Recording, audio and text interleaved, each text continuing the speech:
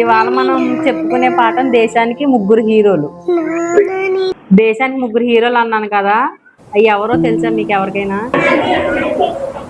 అయితే ఒక్కొక్కరు లేచి మీకు తెలిసిన హీరో పేరు చెప్పండి. అల్లు అర్జున్. ఓకే, ఇంకొకరు చెప్పండి. రామ్ చరణ్. MS ధోని. విరాట్ కోహ్లీ.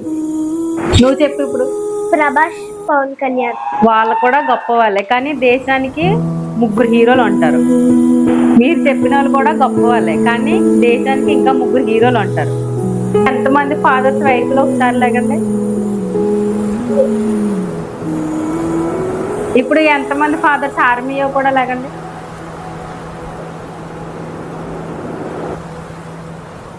అలాగే డ్రైవర్ పిల్లలు కూడా ఎంతమంది ఉన్నారో ఒకసారి పైకి లేకండి. ఈ ముగ్గురు ఫాదర్సే నిజమైన హీరోలు.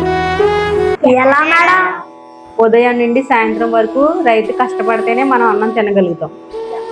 ధాన్యం ఎవరు పండిస్తారు? రైతు.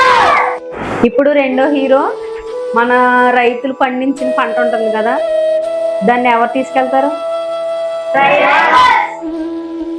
అవసరమైన వస్తువుల్ని మన ఇంటి దగ్గరికి చేర్చేది ఎవరు? డ్రైవర్.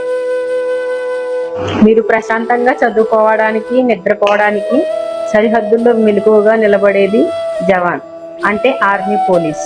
మెలకువగా ఉండి మన కోసం పోరాడేది ఎవరు? వీళ్ళ ముగ్గురే నిజమైన హీరోస్. ఒకసారి చెప్పండి ఎవరో హీరోస్ అంటే. రైతు కష్టంపై, డ్రైవర్ శ్రమపై, జవాన్ త్యాగంపై మన దేశం నడుస్తుంది. అందుకే వీళ్ళని రియల్ హీరోస్ అంటారు. వీళ్ళ ముగ్గురే మన దేశానికి రియల్ హీరోస్. అర్థమైందా?